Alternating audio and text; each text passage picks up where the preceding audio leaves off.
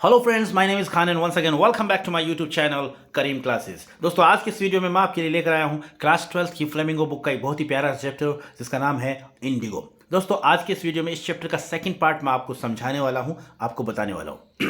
दोस्तों, इससे पहले ऑलरेडी इसका फर्स्ट पार्ट मैं अपलोड कर चुका हूं। अगर आपने वो वीडियो नहीं देखा है तो ज़रूर जाकर उस वीडियो को देखिएगा। उस वीडियो का लिंक आज के इस वीडियो की डिस्क्रिप्शन में मैं डाल दूंगा। दोस्तों, वीडियो को स्टार्ट करने से पहले मैं आपको बताना चाहूँगा, पिछले पार्ट में हमने देखा था कि किस तरीके से गांधी जी जो थे वो 1916 के लखनऊ अधिवेशन में गए हुए थे। काफ़ी लोग वहाँ पर आए हुए थे और वहीं पर गांधी जी की मुलाकात एक राजकुमार शुक्ला नाम के बटाईदार किसान, जो कि बिहार का चंपारण का रहने वाला था, उस आदमी से होती है। अब वो राजकुमार शुक्ला जो था वो गांधी जी के पास में अपनी समस्या लेकर आया था। समस्या उसकी क्या थी? वो एक बटाईदार किसान था और वहाँ पर यानी बिहार में चंपारण में जमींदारी प्रथा से वो काफ़ी त्रस्त थे, काफ़ी पीड़ित थे और वो समस्या लेकर यानी उस समस्या के निवारण के लिए वो गांधी जी के पास में आता है और फिर गांधी जी को आखिरकार वो मना लेता है अपने साथ आने के लिए। फिर गांधी जी उसके साथ चंपारण के लिए रवाना होते हैं। अब आज सेकंड पार्ट में हम देखेंगे कि क्या कुछ बताया गया, तो किस तरीके से वो उस राजकुमार शुक्ला की मदद करते हैं, किस तरीके से इस केस को वो हैंडल करते हैं, वो देखते हैं। तो जैसा कि फर्स्ट पार्ट हम ऑलरेडी अपलोड कर समझ चुके हैं, अब देखते हैं सेकंड पार्ट। तो स्क्रीन पर आप देख पा रहे हैं, most of the arable land in the Champaran district was divided into large states owned by Englishman and worked by Indian tenants. अब क्या हुआ कि जो चंपारण जो डिस्ट्रिक्ट था बिहार का, वहाँ पर ज़्यादातर यानी जितनी भी वो जोतने योग्य ज़मीन है, बोई जा सकने वाली ज़मीन है, वो बड़ी बड़ी जागीरों में विभाजित थी और उन पर अंग्रेज़ जागीरदारों का कब्जा था। ठीक है, अब उन ज़मीनों पर भारतीय काश्तकार जो थे, भारतीय किसान काम किया करते थे। The chief commercial crop was Indigo, और जो मुख्य व्यापारिक फसल वहाँ बोई जाती थी वो थी इंडिगो। ठीक है, यानी नील की खेती होती थी। The landlords compelled all tenants to plant 3/20th or 50% of their holdings with indigo and surrender the entire indigo harvest as rent. अब मेन क्या दिक्कत थी वहाँ पर कि जो जमींदार थे वो वहाँ के काश्तकारों को मजबूर कर देते थे कि वो अपनी ज़मीन के 3/20 यानी कि 15% भाग पर इंडिगो की खेती करेंगे और पूरी की पूरी खेती जो है एक किराए के रूप में वो अपने अंग्रेज स्वामियों को सौंपेंगे, यानी किराए के रूप में वो पूरी की पूरी खेती उनको देनी होती थी। This was done by long term contract, और एक लंबी प्रक्रिया से, एक लंबे अनुबंध के तहत ये प्रक्रिया जो है वो चलती आ रही थी, यानी काफ़ी लंबे समय से इस तरीके से उनका जो है शोषण हो रहा था। अब आगे देखते हैं। अब आगे क्या होता है, presently the landlords learn that Germany had developed synthetic Indigo. अब हाल ही में जो वहाँ के जमींदार थे उनको पता चला कि जर्मनी जो है वो अब कृत्रिम इंडिगो जो है पैदा कर रहा है, यानी कृत्रिम इंडिगो बना रहा है। They thereupon obtained agreements from the sharecroppers to pay them compensation for being released from the 15% arrangement. तो उन्होंने क्या किया, वो जो जमींदार थे उन्होंने जो बटाईदार किसान है उनसे कहा कि आपको हम आपकी जो 15% जो ज़मीन पर आप इंडिगो की खेती करते हैं, नील की खेती करते हैं, आपको इस व्यवस्था से हम मुक्त कर सकते हैं, लेकिन इसके बदले में आपको क्या करना पड़ेगा, हर्जाना जुर्माना देना पड़ेगा। The share cropping arrangement was irksome to the peasant and many signed willingly। अब ये जो शेयर क्रॉपिंग अरेंजमेंट था, यानी ये जो बटाईदारी प्रथा थी, व्यवस्था जो थी, ये काफ़ी पीड़ादायक थी, काफ़ी कष्टपूर्ण थी और किसान जो थे वो इससे काफ़ी परेशान थे, इसलिए बेचारों ने इस पर साइन कर दिए। Those who resisted engaged lawyers, अब जिन्होंने इसका विरोध किया उन्होंने अपने वकील कर लिए। लैंडलॉर्ड्स हायर्ड ठग्स, जमींदार जो थे उन्होंने ठगों को किराए पर ले लिया। Meanwhile the information about synthetic Indigo reached the illiterate peasants who had signed and they wanted their money back. अब इसी दौरान जो बेचारे अनपढ़ किसान थे उन्हें पता चला कि जर्मनी को ज़रूरत ही नहीं है उनकी नील की, यानी जर्मनी खुद वहाँ पर कृत्रिम नील जो है वो पैदा कर रहा है और उनको अब ज़रूरत नहीं है कि भारत में जो भारतीय कृषक है वो नील की खेती करे, इस चीज़ की उनको ज़रूरत नहीं थी। तो अब उन्होंने उनसे बेचारों से बहला फुसला कर उनसे जुर्माना ले लिया गया था उन जमींदारों के द्वारा। तो जिन्होंने साइन कर दिए थे, जिन्होंने जुर्माना दे दिया था, अब वो चाहते थे कि उनका जो पैसा है वो उन्हें वापस मिले, यानी वो अपने पैसे को वापस पाने की अब डिमांड कर रहे थे। अब उसी वक्त गांधी जी की वहाँ पर एंट्री होती है। अब देखते हैं क्या होता है। At this point Gandhi ji arrived in Champaran. अब उसी समय गांधी जी चंपारण पहुंचते हैं। He began by trying to get the facts, और अब वो अपनी शुरुआत करते हैं, यानी उन तथ्यों को जानने की कोशिश वो शुरू करते हैं। First he visit the secretary of the British landlord association, और सबसे पहले वो कहाँ जाते हैं, ब्रिटिश लैंडलॉर्ड एसोसिएशन यानी जमींदारों का जो संघ था उनके सचिव से वो मिलते हैं। The secretary told him that they could give no information to an outsider. अब वो सचिव जो था वो उन्हें कहता है कि हम बाहर के व्यक्ति को कोई भी सूचना नहीं दे सकते। Gandhi answered that he was no outsider. Gandhi ji उसे बताते हैं कि वो आउटसाइडर नहीं, यानी बाहर का व्यक्ति नहीं, बल्कि इन किसानों के बीच का ही एक व्यक्ति है।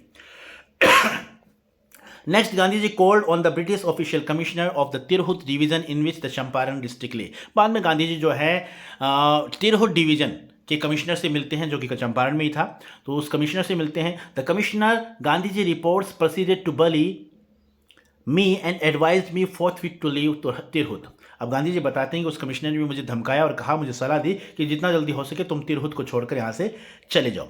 गांधी डिड नॉट लीव, लेकिन गांधी ने वो जगह नहीं छोड़ी। Instead he proceeded to Motihari the capital of Champaran, बल्कि वो मोतिहारी चले गए, जो कि उस वक्त चंपारण की राजधानी हुआ करती थी। अब आगे देखते हैं। Several lawyers accompanied him, बहुत सारे वकील गांधी जी के साथ गए। At the railway station a vast multitude greeted Gandhi, यानी रेलवे स्टेशन पर एक बड़ी भीड़ ने गांधी जी का स्वागत किया। He went to a house and using it as headquarters continued his investigation, और वहाँ पर वो एक घर में गए और उस घर को उन्होंने एक हेडक्वार्टर के रूप में काम में लिया और अपनी इन्वेस्टिगेशन, पूछताछ, जांच पड़ताल वहाँ से उन्होंने जारी रखी। अब आगे देखते हैं। A report came in that a peasant had been maltreated in nearby village. फिर वहीं पर उनको एक सूचना मिलती है कि एक किसान है पास के गांव में, उस किसान के साथ बहुत बुरा व्यवहार किया गया है। Gandhi decided to go and see. अब गांधी जी ने वहाँ जाने का निर्णय लिया और वो देखना चाहते थे कि ऐसा क्या मामला हुआ वहाँ पर। The next morning he started out on the back of an elephant. अगले दिन वो हाथी पर सवार होकर जब वहाँ पर जाने लगे, he had not proceeded far when the police superintendent's messenger overtook him and ordered him to return to the town in his carriage। अब वो जा ही रहे थे रास्ते में कि रास्ते में मैसेंजर पुलिस का एक दूत उनके पास पहुंचता है और उन्हें ऑर्डर देता है, उन्हें आदेश देता है कि आप वापस अपनी जगह लौट जाएं, आपको उस गांव में जाने की कोई भी जरूरत नहीं है। गांधी कंप्लाइड, गांधी ने उनके ऑर्डर का पालन किया। The messenger drove Gandhi home where he served him with an official notice to quit Champaran immediately. अब गांधी जी अपनी गाड़ी में उनको वापस वहीं पर छोड़ देता है और उन्हें एक ऑफिशियल नोटिस, एक आधिकारिक नोटिस दिया जाता है कि आप जल्द से जल्द चंपारण को छोड़ देवें। यानी चंपारण में वो आए थे गांधी जी उनकी मदद करने के लिए, तो गांधी जी को आदेशित किया जाता है, एक नोटिस दिया जाता है कि आप जल्दी से जल्दी चंपारण इस जगह को आप छोड़ दें। Gandhi signed a receipt for the notice and wrote on it that he would disobey the order. अब गांधी जी ने उस नोटिस को ले लिया, उस पर साइन कर दिए, लेकिन उन्होंने लिख दिया कि वो आपके इस आदेश का पालन नहीं करेंगे, यानी इसकी अवहेलना करेंगे। ठीक है, सभी ने अवज्ञा आंदोलन वहां से शुरू हुआ। ठीक है, अब आगे क्या होता है। In consequence Gandhi received a summons to appear in court the next day, और परिणाम स्वरूप नतीजतन अगले दिन गांधी जी को एक समन दिया गया और उन्हें कोर्ट में पेश होने के लिए कहा गया। अब आगे देखते हैं। All night Gandhi remained awake, अब पूरी रात गांधी जागते रहे। He telegraphed Rajendra Prasad to come from Bihar with influential friends, और उन्होंने राजेंद्र प्रसाद को तार भेजा और कहा कि अपने प्रभावशाली मित्रों के साथ जल्द से जल्द आप यहाँ पर चंपारण में आए। He sent instructions to the ashram, और उन्होंने आश्रम में भी अपने निर्देश भेजे। He wired a full report to the viceroy, और उन्होंने वायसराय को भी पूरी रिपोर्ट तैयार करके भेजी। Morning found the town of Motihari black with peasants. अब सुबह क्या होता है, सुबह का नज़ारा अलग ही था। वहाँ किसानों से, यानी किसानों की भीड़, काफ़ी भीड़ इकट्ठी हो गई। पूरा मोतिहारी जो था वो किसानों के सर से एकदम काला नजर आने लगा, यानी किसानों के सर ही सर वहाँ पर नजर आने लगे। They did not know Gandhi record in south Africa, और वो जितने भी किसान वहाँ पर इकट्ठे हुए थे वो गांधी जी को वैसे पूरी तरीके से नहीं जानते थे। वो नहीं जानते थे कि गांधी जी ने साउथ अफ्रीका में क्या कमाल करके दिखाया है। They had merely heard that a Mahatma who wanted to help them, उन्होंने बस इतना सुना था कि एक महात्मा है जो उनकी मदद करना चाहते हैं, was in trouble with the authorities, और उसका पंगा हो गया। किनसे पंगा हो गया? अधिकारियों से उसका पंगा हो गया, उसका मामला अधिकारियों से उलझ गया है, और एक महात्मा जो है यहाँ पर आए हैं, वो हमारी मदद करना चाहते हैं। बस यही बात सुनकर वो सभी वहाँ पर इकट्ठे हुए थे। Their spontaneous demonstration in thousands around the courthouse was the beginning of their liberation from fear of the British। अब उनका ये जो शानदार प्रदर्शन था, हजारों की संख्या में वहाँ पर लोग इकट्ठे हुए थे, ये अपने आप में जो ब्रिटिश के प्रति, ब्रिटिश की जो अंग्रेज़ों का जो डर था लोगों के जहन में, लोगों की, किसानों की मन में, किसानों के जहन में जो अंग्रेज़ हुकूमत का डर था, वो एक तरीके से उस डर से आज़ादी की ये शुरुआत थी। यानी इस तरीके से लोगों ने एक साथ एकजुट होकर वहाँ पर जो प्रदर्शन किया, तो ये प्रदर्शन अपने आप में उस डर से आज़ादी की एक शुरुआत थी। ठीक है, अब आगे देखते हैं। The officials felt powerless without Gandhi cooperation. अब जितने भी वहाँ पे अधिकारीगण थे वो अपने आप को एक तरह से शक्ति विहीन समझने लगे, यानी इतनी ज़्यादा भीड़ इकट्ठी हो गई थी कि उस भीड़ को कंट्रोल कर पाना उन अधिकारियों के बस में नहीं था। तो उन्होंने गांधी जी से रिक्वेस्ट की कि आप हमारी मदद करें। He help them regulate the crowd. अब गांधी जी ने भीड़ को नियंत्रित करने में, भीड़ को शांत करने में उनकी मदद की। He was polite and friendly. Gandhi ji काफ़ी विनम्र थे और काफ़ी दोस्ताना व्यवहार था गांधी जी का उनके प्रति। He was giving them concrete proof that their might hitherto dreaded and unquestioned could be challenged by Indians। और इस तरीके से गांधी जी उन्हें एक पक्का सबूत दे रहे थे कि उनका जो भय था, जिस तरीके से उन्होंने अपना भय व्याप्त कर रखा था चारों तरफ, अब उनके भय को, उनके द्वारा फैलाए गए भय को भारतीयों के द्वारा चुनौती दी जा सकती है। इस तरीके से आज इतनी भीड़ इकट्ठी हुई थी उस दिन जो इतनी भीड़ इकट्ठी हुई थी, उस भीड़ के माध्यम से वो अपने आप वो एक चैलेंज दे रहे थे, एक प्रूफ दे रहे थे अंग्रेज हुकूमत को कि अब भारतीय जो है वो तुमसे डरने वाले नहीं हैं।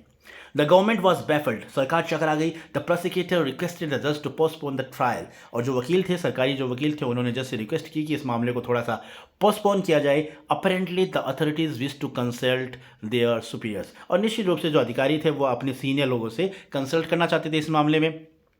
Gandhi protested against the daily. लेकिन गांधी जी ने इस बात का विरोध किया।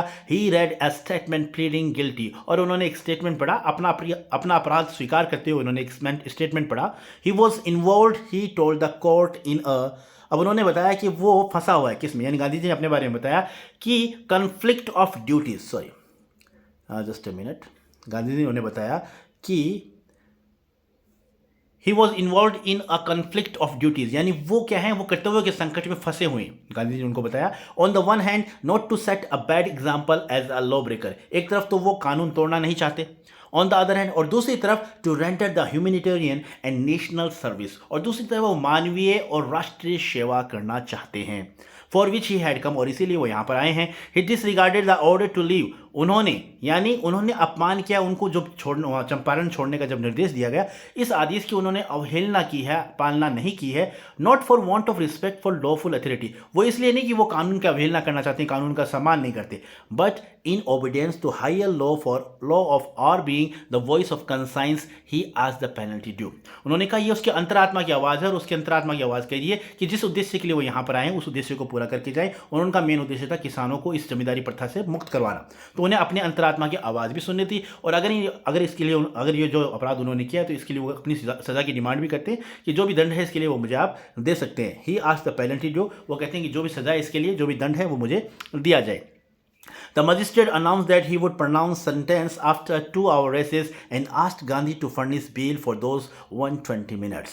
तो मजिस्ट्रेट जो थे, वो न्यायाधीश जो थे, उन्होंने अनाउंस किया कि सज़ा जो है वो 2 घंटे बाद में सुनाई जाएगी, और इन 2 घंटे के लिए गांधी जी आप जमानत ले सकते हैं।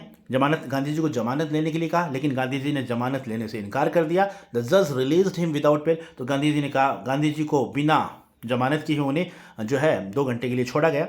ठीक है, 2 घंटे रिलीज हिम विदाउट बेल, बिना जमानत की गांधी जी को छोड़ दिया गया। अब दोबारा जब कोर्ट लगा तो जज ने क्या कहा, When the court reconvened, दोबारा कोर्ट जुड़ा, the judge said that he would not deliver the judgment for several days। तो जज ने कहा कि भाई कई दिनों के लिए जो निर्णय है जो है उसे गोपनीय रखा जाएगा, उस निर्णय को नहीं सुनाया जाएगा।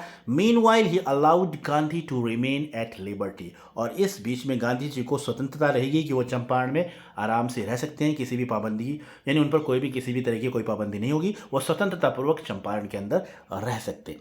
ठीक है, तो इस तरीके से सेकंड पार्ट मैं कंप्लीट कर रहा हूँ। अगले पार्ट में 2 पार्ट और हैं इस चैप्टर के, उन्हें भी मैं काफ़ी आसान भाषा में आपको समझाने का प्रयास करूँगा। उसके बाद में समरी और मोस्ट इंपॉर्टेंट क्वेश्चन मैं आपको बताने वाला हूँ। तो कुल मिला के सीरीज़ काफ़ी आपके लिए हेल्पफुल होने वाली है। So this is all about the video. I hope you like this video, and if you did, please give it a like and share with your friends and siblings who are especially in 12th class. So once again, thank you so much for watching this video till the very end. See you soon in next video. Till then, take care of yourself. Keep watching, keep growing, keep learning, keep smiling. Once again, thank you. Have a nice day.